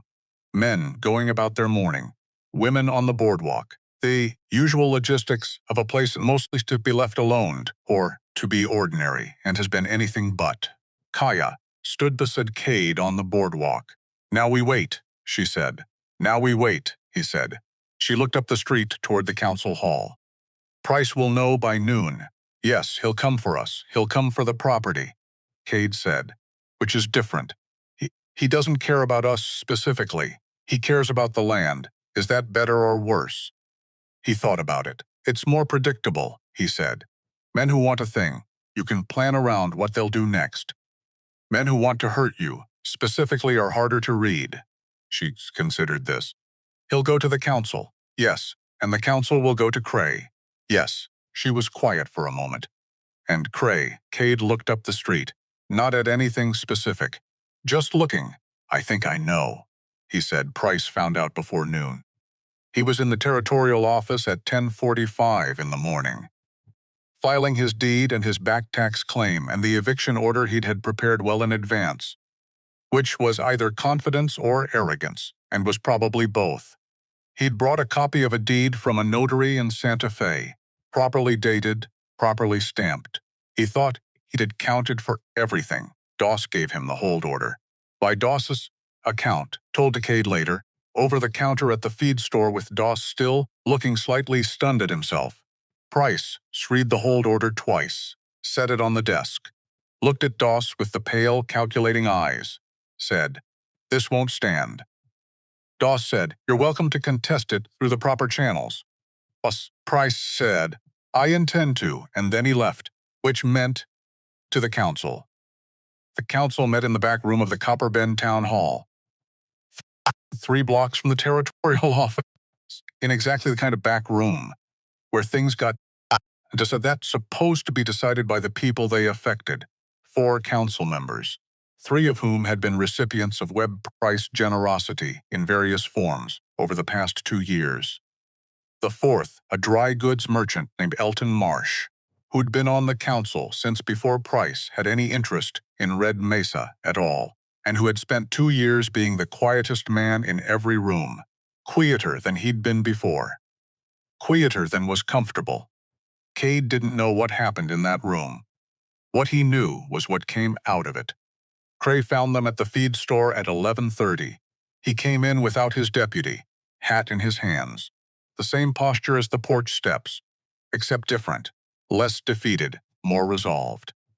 Like a man who has finally stopped standing in the middle of a road and stepped to one side of it and is now dealing with what stepping costs. "The council wants me to arrest you both," he said. "Obstruction. Interference with a property filing." Cade looked at him. "They can't make that hold either," Kaya said. "Not with the treaty document on record, I know," Cray said. A pause. "Are you arresting us?" Cade said. "No. Cray said. He said it plain. No qualifications, no apologies wrapped around it. Just no. And then, I'm going to the hearing. Cade looked at him. What hearing? Doss said a formal review. Day after tomorrow. In the town hall, Cray turned his hat in his hands, the old habit, and then stopped himself. Set it on his head instead. I'm going to testify. Kaya looked at him. About what? Cray met her eyes. About the pressure I've received for the past 18 months from the town council, acting on Price's behalf, to disregard complaints filed by residents of the Red Mesa area, to not investigate property damage reports, to not pursue charges against Doyle Streck. He paused. About the instructions I received to arrest Mr. Merritt on the basis of witness statements I knew were false. Silence in the feed store, dust in the air. The sound of the street outside. Going on about its business. You'll lose your star, Cade said. Maybe, Cray said. Or maybe losing it for the right reason is better than keeping it for the wrong one. He went to the door, stopped, turned back. Lesterov came to my office this morning, he said. Before I'd even heard about the hold order. Came in alone, sat down, and said he wanted to make a statement. Up a pause. Spent an hour. Told me everything. Kaya said nothing. But something shifted in her face, small and specific. The particular expression of a person whose gamble has just come in. Cray looked at her. Whatever you said to him, he said it worked. He went out. The morning of the hearing, Cade was up before light. Not that he'd slept much. He'd lain in the dark and listened to the property settle, the barn, the cabin, the creak of the fence in the night wind, and thought about things in the particular way you think about things at 3 in the morning when there's nothing to do about them, until dawn. He thought about the valley before Kaya, before Price had made his intentions clear, when Red Mesa Draw was just a place, and he was just a man in it, and the work was what it was, and he'd told himself that was enough. He'd believed that. He'd been getting by on that belief, just getting by. He made coffee at 5. Kaya was up by 5:30. She came into the main room in the gray pre-dawn and poured herself a cup and stood at the window, looking out at the dark that was just starting to make up its mind about becoming light. Ready, she said. Not a question. Yes, he said. They rode into town as the sun came up behind them. The town hall in Copper Bend seated about 40 people. It held 63 that morning. Cade counted later. Couldn't help it. The habit of a man who'd spent years in the army counting things. Because the count sometimes mattered more than what you counted. 63 people in a room built for 40. Ranchers from the outer parcels, some of whom had sold to Price, and some of whom had refused, and some of whom were only now understanding what they'd been part of. Store owners. Women who didn't usually come to official proceedings and had come to this one because something in the air of the past 2 days had told them this was the proceeding to be at. A table at the front, where Doss sat, with his records and his pen, and the careful, slightly too young face of a man who had decided to do his job properly, regardless of what that cost him personally. The face of someone who had looked up what the law said and found it said what he'd hoped it said and was now prepared to testify. In public, Price sat to one side with 2 men Cade didn't recognize. Lawyers, by the look of them, well-dressed, brought from Santa Fe, which confirmed what Cade had suspected. Price had been planning for a challenge, had lawyers ready, had anticipated that the document might surface eventually, had not anticipated, specifically, fatally, the notary date. Cade and Kaya sat across from them. Cade had the survey records and the copy of the hold order and 8 years of tax receipts in a stack in front of him. Kaya had the oilskin. Haba was in the back row. He looked like a man who hadn't slept, which he probably hadn't. He sat with his hat in his lap and his eyes on the floor and the particular stillness of someone who has made a decision they can't take back and is still deciding, minute by minute, whether it was the right one. Cray was at the side wall, standing, his star on his chest, his face arranged in the expression of a man who is going to do something today that he will not be able to undo. which was exactly the expression it should be. Doss called the proceeding to order at 8 o'clock. He read the relevant statutes. He was precise and deliberate, and he didn't rush any of it, which Cade appreciated. Precision was the thing that would make this hold when it was over, and rushing precision was just sloppiness wearing a hurry's clothes. Price's lawyers objected to the jurisdiction. Doss overruled them, politely, firmly, the way young men overrule things when they've looked it up first and know exactly where they stand on the ground they're standing on. He started with the records. It took 2 hours. Doss went through the land filings, the survey records, the original territorial claim that Price had used as the foundation for his purchases. He went through Cade's tax records, 8 years, receipts dated and signed and stamped, every year accounted for. He went through the treaty document and read the relevant sections aloud in the careful, unhurried voice of a man who understands that some words need to be in the air of a room before people can decide what to do with them.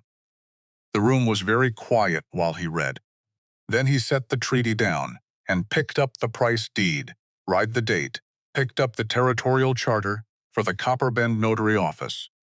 Read that date. Set both documents side by side on the table where everyone could see them. March 14th, 1877, he said, and September 3rd, 1877, he looked up. At the room, at all 63 people in it. Can anyone in this room explain to me how a document, notarized in March of 1877, bears the stamp of an office that did not exist until September of 1877? Silence, complete silence. Price's lawyers conferred in low, quick voices. The senior one stood up. The date is a clerical error. The document itself is a clerical error, Doss said. Does not constitute a valid deed. A deed with an impossible date is not a valid deed. He looked at the lawyer steadily. The patience of a young man who is more certain of his ground than the older man standing in front of him. Can your client produce an alternative version of this document? One with a date that corresponds to an office that existed at the time? The lawyer looked at Price. Price looked at the table, which told everyone in the room everything they needed to know. Then Cray stood up. He didn't wait to be called. He didn't raise his hand or ask for the floor. He just stood, and the room, 63 people in a spilt for 40, went very still. He spoke for 11 minutes. Cade knew because he watched the clock on the wall behind Doss's table, not intentionally. Just as something to look at while he listened to a man account for himself in public, which is one of the harder things a person can do. Cray didn't make excuses, didn't soften the edges. He stated what had happened, in what order, on what dates. The instructions from the town council. The pressure to overlook property damage reports, the false arrest on the basis of false witnesses. The name of each council member who had delivered which instruction, 3 names. Only 3 of the 4, Elton Marsh. The dry goods merchant, who had been the quietest man in every room for 2 years, sat in the second row and listened to his colleagues' names being read out and had, by Cade's assessment, the expression of a man who had been very tired for a very long time and was possibly about to feel differently. When Cray finished, he sat back down. The room didn't erupt. No shouts, no drama, just the sustained, collective silence of 63 people absorbing what they just heard. What had been done? What had been allowed to happen? The particular silence of people who are doing arithmetic about their own share of it. Then Hobbs stood up from the back row. He stood with his hat still in his hands, and his eyes still on the floor, and he said in a voice quiet enough that people leaned forward to hear, "Everything the sheriff said is true." And I can add to it, he did. He was not eloquent. He didn't have the practiced manner of someone accustomed to speaking in rooms like this. He stumbled twice and backed up and corrected himself, and once stopped completely for long enough that the silence became uncomfortable before he found the thread again and pulled himself back to it. But he got through it. All of it. Every piece of it. And that was enough. More than enough. Price's lawyers called for an adjournment. Doss denied it. They objected to Hobbs' testimony on grounds of interest. Doss noted the objection and allowed the testimony anyway, on the basis that a witness with direct knowledge of the events in question was relevant, regardless of their prior associations, which was the law, and Doss knew it. They argued the treaty document was not legally binding. Under current territorial law, Doss said he was forwarding the question to the governor's office for determination, which was exactly his jurisdiction and exactly what he was going to do, and no one in the room was going to tell him otherwise. And then Doss picked up the fraudulent deed. He held it up. For a moment. Just held it up so the room could see it. One piece of paper, the thing Price had built 2 years and considerable money on, sitting between Doss's fingers like what it was. "I am formally noting," he said to the room, to the record, to whatever came next, that this document, submitted as evidence of claim to the Red Mesa Draw Properties, bears a date that precedes the existence of the instrument purportedly used to authenticate it. I am further noting that this constitutes prima facie evidence of fraud in a territorial land filing, which is a criminal matter, to be referred to the territorial marshal's office. He set the deed down. Mr. Price's claim to the Red Mesa parcels is suspended pending investigation. Any and all transfer proceedings based on this claim are stayed. Price was looking at the table. He'd been looking at the table for a while now. His lawyers were doing what lawyers do when they've just watched their case evaporate. They were already thinking about the next meeting and what it was going to cost. The room exhaled, not loudly. You wouldn't have been able to call it a sound, exactly. But you could feel it. 63 people letting out a breath that some of them had been holding for 2 years without fully realizing it. The particular exhale of people who have been waiting for someone with authority to say out loud what everyone in the room already knew. Price's lawyers were already packing their papers. Not dramatically, just efficiently. The way people pack when the job is done, and the job went poorly. Elton Marsh, the 4th council member, the quiet one, the one whose name had not been called. He sat in the second row with his hands on his knees and looked at the floor for a long time after Cray sat down. Then he looked up, not at anyone in particular, just up. The way man looks when something heavy has been put down that he's been carrying longer than he realized. Outside the town hall, Cade stood in the street in the late morning sun. Kaya was beside him. The oilskin under her arm, the document back inside it. It would go with Doss to the governor's office.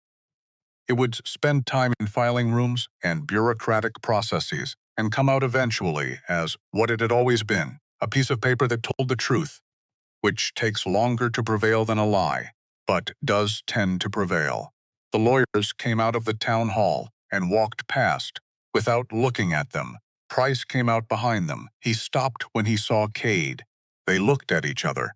In Price's pale eyes there was nothing dramatic, no fury, no despair, no moment of reckoning with what he'd done. Just the cold, adjusting expression of a man recalculating, which was both less satisfying and more honest than drama would have been. This was what it actually looked like. A man who had been stopped, not destroyed, who would find another property, another valley, another slow approach to another piece of land someone else had built something on. But not this one. Not this valley, Mr. Merritt. Price, Cade said, and that was all. Price went to his horse, mounted, rode out of Copper Bend without looking back, which was probably the most honest thing about him. He didn't waste time on what was behind him, only on what might still be ahead. Cray came out of the town hall behind him, stood on the steps, looked at where Price had been. He unpinned his star from his chest, looked at it in his palm. Cade watched him. Cray looked up. "Council will want this," he said. "Let them ask for it properly," Cade said.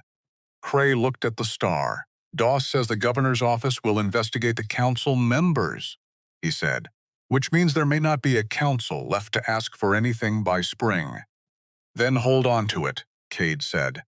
Cray considered this for a long moment, long enough that it meant something. He pinned the star back, didn't say anything else, went back inside. They rode home in the early afternoon. The heat was at its full weight by then. The red road back to Red Mesa shimmered in the middle distance, and the horses moved through it at an easy pace, not hurrying. There was nowhere to hurry to. There was just the valley ahead, and the property at its far end, and the work that would still be there when they arrived. The road was quiet, so were they. Good quiet, the kind that had earned itself. The mesa looked the same as it always did from the road, wide and rust-colored and indifferent to everything that had happened in the town 2 miles behind them, which was appropriate. The land predated all of it. The land would outlast all of it. It had been here before Price, before the freight companies, and their routes and their money, before the army and its orders, before the fort at Bascom where a younger version of Cade had said no to something and paid for it and found, eventually, that the paying had been worth it. It would be hereafter, and they would be here too, for a while at least, which was as much as anyone could honestly claim. No, Cade said. Price will try something else. Different approach, probably, and Doss's review takes time. Yes, she was quiet for a moment, looking ahead at the mesa rising against the sky, the sandstone catching the afternoon light in shades of red and gold that had nothing to do with anything any person had ever done and would still be there long after a person involved in this was gone. But the land is ours, she said. He thought about the word. Not mine. Not the word she'd chosen, yes, he said. The land is ours. She looked straight ahead at the valley opening before them. Good, she said. He spent the afternoon on the east fence line, the last post, the one he'd been meaning to address before all of this started. Needed a second crosspiece. Minor work. Hammer and nail, and a piece of lumber he'd cut 3 days ago and left leaning against the barn in the meanwhile. He worked slowly, not because it was difficult, because the afternoon was long and there was nothing demanding to be done, and it felt right to end the day with his hands on something specific. Doing a thing that would last. Kaya came out as he was finishing the second nail.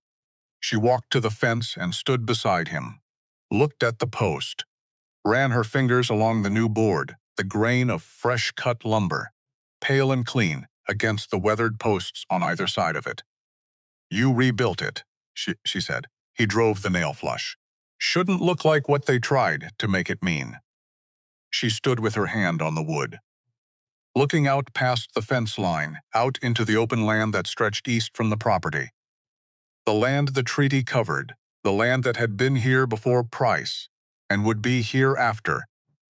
Patient and red and completely indifferent to the affairs of the people who moved across it. When I was tied to that post, she said, I thought the next man who came was going to be one of them. He set the hammer down. I had stopped. She paused, choosing words the way she chose everything, deliberately, without waste. I had stopped texting anything else. He looked at her. That's what I said to you, she said. Do whatever you want. Because I had nothing left to defend with. A pause. I said it. Because I was done expecting mercy. The wind moved through the draw, warm and dry and carrying the sage smell it always carried in the late afternoon. That particular smell that was Red Mesa draw, more than any other single thing about it. You were wrong about that, he said. I know. She turned. Look at him. I've been thinking a while. He waited. You were court-martialed for refusing to hurt people, she said. And you spent 8 years here, alone, making sure no part of what they did to you became something you did to anyone else. She looked at him steadily. That doesn't happen by accident. That takes decision. Every single day, he held her gaze. It was the only work that mattered, he said. After, she was quiet for a moment. I think it's why you came to the fence when you heard the horse, she said. Not because you're a particular kind of man by nature. Because of what you'd been deciding every day. For 8 years, he didn't answer that. Because she was right. And because some things don't need to be confirmed out loud. They just need to be understood. by two people standing in the same late afternoon light, at a fence they'd both had reason to think about from different sides.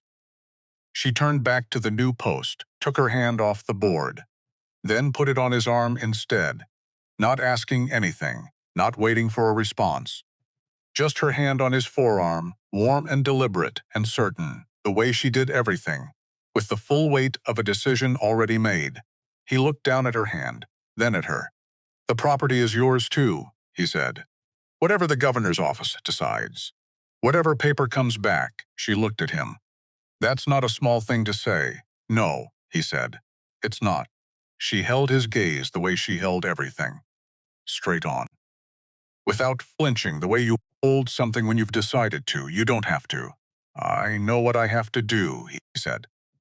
"And I know what I'm choosing to." She was quiet. The wind moved. In the corral, the bay mare walked to the fence rail and looked at them both with large, dark, unhurried eyes. The leg fully healed now.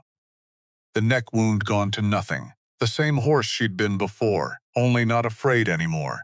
And Kaya, for only the second or third time since the fence post, since the day she'd stopped expecting anything good, smiled. Not large, not performed. Not the smile of someone who's been waiting for the right moment. Just the smile of someone who had forgotten what one felt like and found it again. Just real. Evening came across Red Mesa the way it always did, slow and certain. The sky going through its colors, the harsh white of midday softening to gold, then amber. Then the deep red-orange that the mesa seemed to pull up out of its own stone and throw back at the sky. As if the land itself had been holding color in reserve all day and was finally spending it, they ate on the porch. Simple food, the kind of meal that doesn't need to be anything more than what it is. Cade had made it. It was what it was. She didn't remark on it. After, they sat for a while as the dark came in from the east, the way dark always comes. From behind the ridge first, then down into the valley, then everywhere at once. The lamp on the windowsill behind them threw a small rectangle of gold out across the porch boards and into the yard. The same lamp that had been there every night, since the first night, the same flame. Still going. "It doesn't scare easily," Kaya said. He glanced at the lamp. "No, neither do you." He thought about that, about Fort Bascom, about the years after, about the particular kind of courage that doesn't look like anything from the outside because it happens in the dark, in a cold room when no one is watching, and there's nothing to be gained by it except being able to live with yourself when it's over. "Neither do you," he said. She looked at the lamp, and then not at the lamp, at the land. At the dark where the mesa rose against the sky, at the sandstone ridge outlined against the last light, at the wide and permanent country that had been here before any of them and would be here after all of them and didn't need their story to mean anything, but carried it anyway. "Tomorrow," she said. He looked at her. "We go over the DOS documents," she said. "Make sure everything is in order for when they contact us." "Tomorrow," he said, "and the south fence needs." "Tomorrow," he said. She stopped, looked at him. He was looking at her with the expression of a man who has run out of reasons to be careful and has looked at all of them one more time to be sure and has decided he isn't going to manufacture any new ones. "Kaya," he said. "Yes, tomorrow is tomorrow." She looked at him for a moment. Then she looked back at the land. But she didn't move away, and neither did he. Later, much later, when the night was full and the stars were the way. Stars are only in dry country far from towns, enormous and close and impossibly numerous, as if the dark itself were made of them, and the spaces between them were the exception. Cade sat alone on the porch steps. Kaya had gone inside an hour ago, maybe more. He sat with his elbows on his knees and looked out at the dark and thought about nothing specific, which was different from thinking about nothing.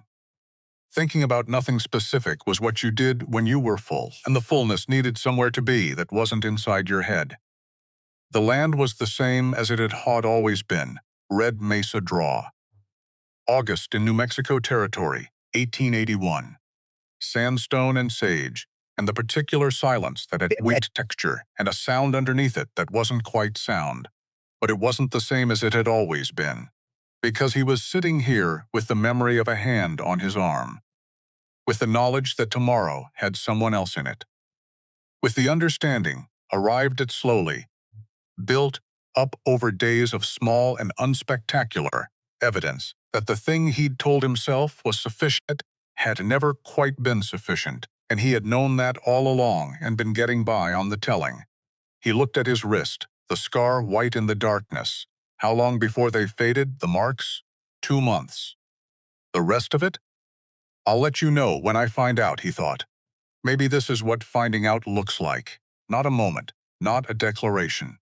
Just the slow accumulation of days that matter. The fence post repaired, the coffee made less bitter, the hand on the arm, the word hours used where mine used to be, and the thing he hadn't said out loud at the fence, but which had been true since approximately the 9th morning, when he'd found the salve bowl refilled and understood, without needing to think about it, that someone had noticed he was hurting and done something about it without making it a thing, was this. He didn't want it to be temporary. He hadn't wanted something to not be temporary in a long time. Strange feeling. Stranger than expected. Not frightening exactly. Just unfamiliar in the way that a door you've kept closed for 8 years is unfamiliar when it opens. All the same parts, all the same light coming through, just from a different direction than you'd gotten used to. He stood up, went inside. The lamp on the sill burned low. He could turn it down. He'd been turning it down at the end of every evening for 8 years, the last gesture before dark. He left it. He'd stopped putting it out. He went to the back room, lay down, listened to the property settle into the night, the barn, the corral, the new fence post with its clean lumber pale against the weathered ones beside it, the old boards of the cabin that had absorbed 8 years of solitude and were now quietly, without announcement, absorbing out something else, something new, something that didn't have a name yet, which was fine. He'd learned somewhere in the years between the scar and now that the best things rarely come named. They come the way this did, unexpectedly on a hot afternoon, at a fence post, in 7 words spoken by someone who had stopped expecting anything, and you either recognize them or you don't. He had. He closed his eyes, and in the dark outside, Red Mesa Draw lay wide and patient under the August stars, the same as it had always been. The same red earth, the same sandstone, the same wind moving through the scrub with the same dry, unhurried sound it had made for 1,000 years and would make for 1,000 more, except for the lamp. The lamp on the west windowsill, still burning, warm, steady. Not easy to put out.